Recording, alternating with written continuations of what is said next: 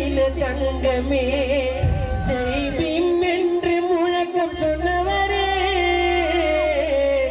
BSP தொண்டர்களுக்கு அதிபதி ஆம்சா ஜெகன்ஸ்ரீ மாயாவதி தளபதி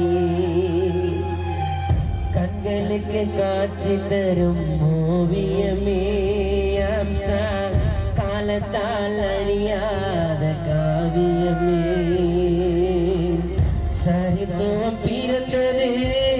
சட்டத்தை சரித்தது சாதியை ஒழித்தது சரித்திரம் படைத்தது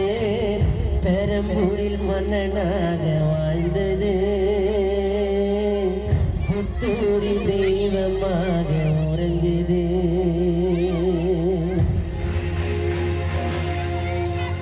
வந்தாரை வரவேற்கும் பண்பா